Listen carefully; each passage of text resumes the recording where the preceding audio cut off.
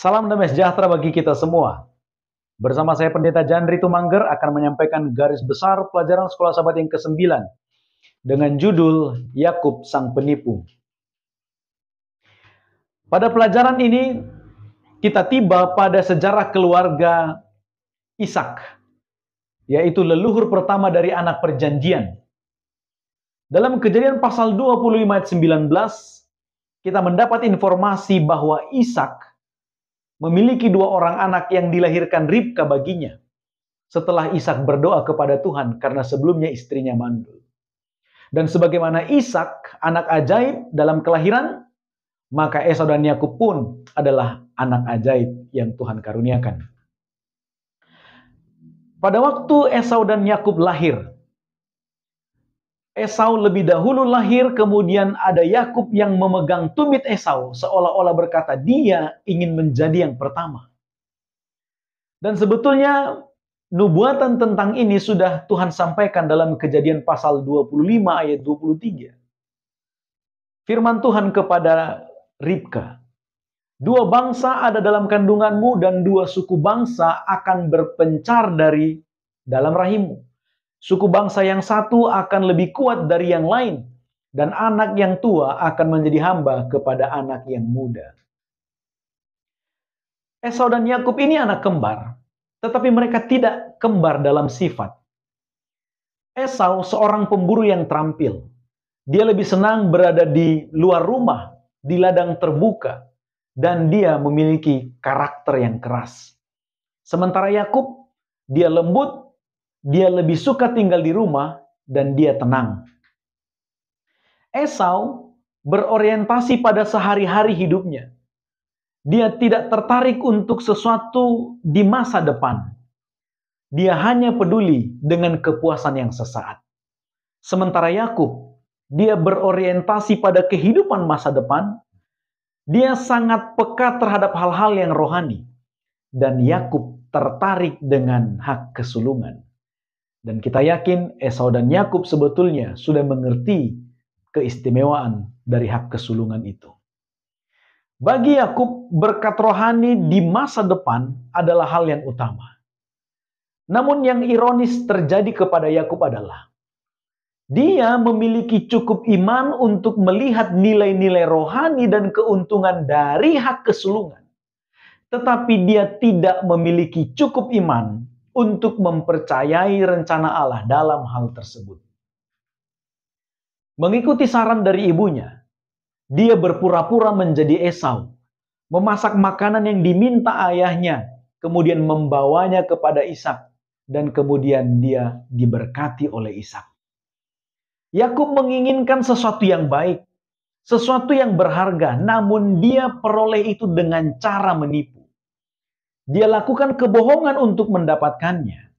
Akibatnya, dia mengalami kesusahan di tahun-tahun hidupnya. Semoga kita tidak terjebak dalam situasi seperti ini. Dan tindakan Yakub atas inisiatif ibunya tersebut membuat Esau marah dan berencana untuk membunuh Yakub. Dan kemudian oleh karena saran dari ibunya lagi, dia harus pergi meninggalkan ayahnya, meninggalkan keluarga, untuk pergi ke Haran, ke rumah pamannya Laban. Dan dalam perjalanan menuju rumah Laban, dia bermimpi, dan di dalam mimpi yang diperolehnya, dia melihat ada sebuah tangga yang menghubungkan bumi dengan sorga, dan dia juga melihat Tuhan ada di situ.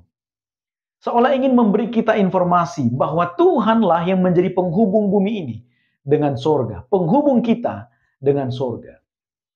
Tentang sesuatu yang dibangun atau bangunan yang mencapai langit atau mencapai sorga, pikiran kita dibawa kepada peristiwa dalam Kejadian 11. Ketika manusia membangun menara Babel yang puncaknya sampai ke langit. Ada hal yang dapat kita peroleh sebagai nasihat dari kedua peristiwa ini. Yang satu terjadi di Babel. Itu menggambarkan tentang ambisi manusia untuk menerobos dan mengambil tempat Tuhan. Kemudian yang kali ini terjadi di Betel. Memberikan pesan kepada kita bahwa kita dapat berada di rumah Tuhan hanya karena Tuhan yang akan melakukannya bagi kita.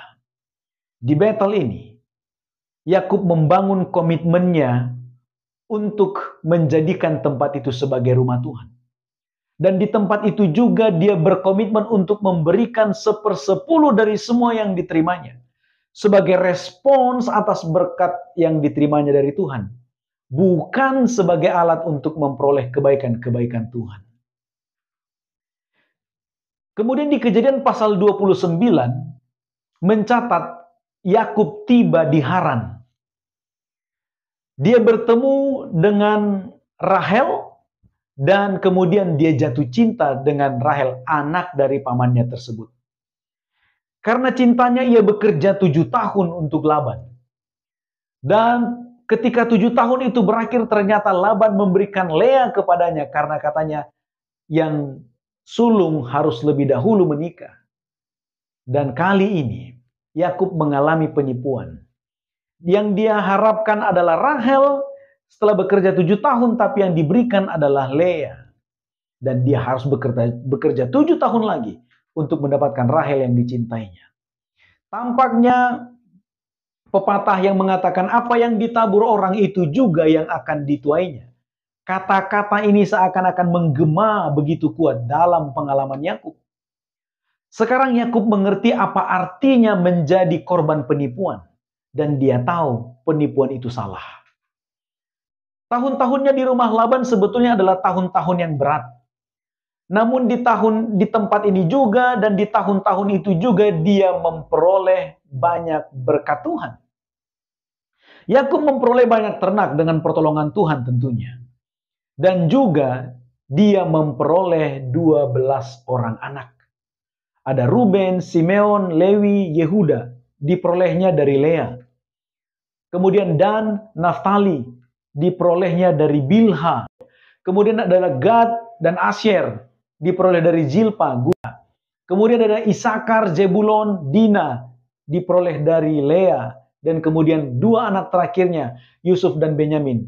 Diperoleh dari istri yang pertama dia cintai, yaitu Rahel.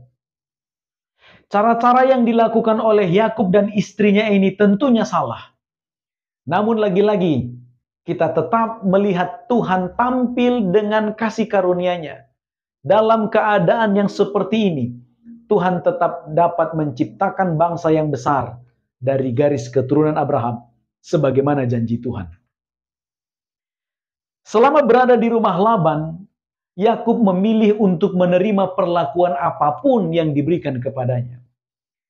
Sepertinya terlihat Yakub sudah berubah. Dia sudah mulai belajar memahami pelajaran iman. Tidak seperti masa lalunya. Itu sebabnya dia menerima segala perbuatan yang terjadi kepadanya. Hingga akhirnya Tuhan memintanya atau menyuruhnya untuk pergi ke negeri sanak saudaranya. Dalam Kejadian pasal 31 ayat 13. Barulah kemudian ia pergi dari hadapan Laban. Kemudian setelah itu, maka fase baru dari perjalanan umat perjanjian Allah akan dimulai. Saudara-saudara, inilah garis besar pelajaran Sekolah Sabat untuk minggu ini. Semoga Anda mendapat berkat rohani dari pelajaran-pelajaran Sekolah Sabat kita. Saya mengucapkan selamat belajar, selamat berdiskusi, dan Tuhan memberkati.